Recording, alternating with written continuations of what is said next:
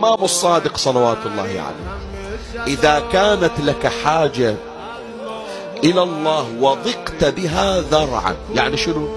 يعني يأست، قلت ما لها حل، حاول تسنين مي راضية تنحل. الإمام يعلم: فصلي ركعتين مثل صلاة الصبح، من غير أذكار خاصة، يعني أي شيء تقرأ فيها مثل صلاة الصبح.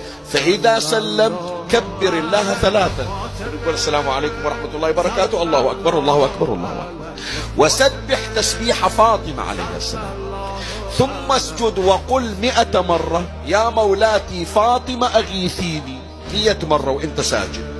ثم ضع خدك الأيمن على الأرض، يعني شيل راسك من على التربة، حط خدك على التربة، ثم ضع خدك الأيمن على الأرض وقل مثل ذلك، يعني 100 مرة: يا مولاتي فاطمة أغيثيني.